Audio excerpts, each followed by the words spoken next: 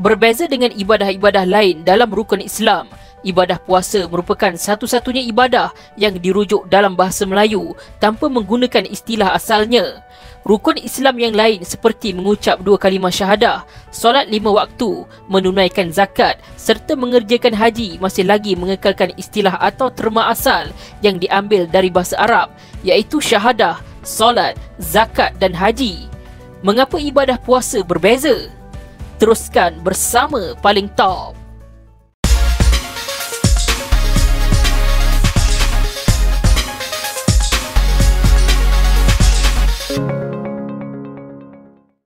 Jika kita rujuk kamus bahasa Arab atau Google sahaja perkataan puasa dalam bahasa Arab, perkataan yang akan kita dapat adalah siam. Wujud satu lagi perkataan serupa dalam bahasa Arab yang membawa maksud sama, iaitu saum, yang bererti puasa. Perkataan puasa pula sebenarnya datang daripada kata pinjaman upavasa yang berasal dari bahasa Sanskrit. Persoalannya di sini, apa kaitannya upavasa dengan puasa? Puasa adalah ibadah bagi orang Islam. Jadi, mana datangnya pula upavasa? Upavasa adalah perkataan Sanskrit yang amat mirip dengan agama Hindu. Maksud perkataan upavasa sekiranya diasingkan kedua-dua kata akarnya bererti berada, iaitu upa, dan vasa, iaitu dekat. Jadi makna upavasa secara literalnya adalah berada dekat. Bagi masyarakat Hindu, makna simbolik upavasa sebenarnya lebih dalam, iaitu dikatakan dengan amalan upavasa mampu mendekatkan diri mereka dengan Tuhan mereka, dan sebab itulah maksudnya diletakkan sebegitu. Dari segi amalannya pula, amalan yang dinamakan sebagai upavasa dalam agama Hindu adalah amalan berpuasa. Upavasa akan diamalkan oleh penganut agama Hindu dalam pelbagai cara yang disertai dengan pelbagai amalan lain, seperti memuja nama dewa dan dewi, bertafakur, memasang lilin atau membaca ayat-ayat keagamaan. Berbeza dengan puasa, amalan upavasa dibolehkan lebih longgar peraturannya, iaitu mereka dilarang makan sesuatu yang dimasak.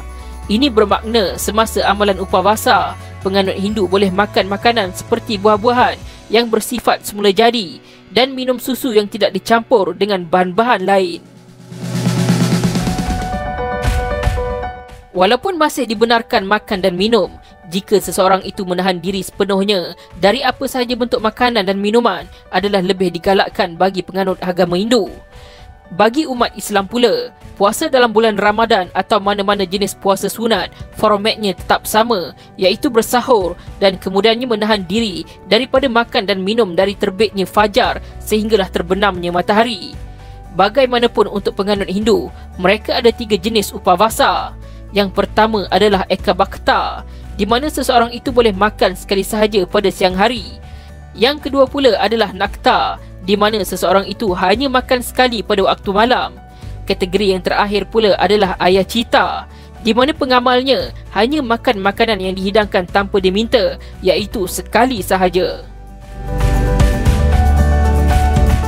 Teori yang ada setakat ini bagi memudahkan masyarakat Melayu zaman dahulu memahami keperluan ibadah puasa sebagai satu kewajipan Islam.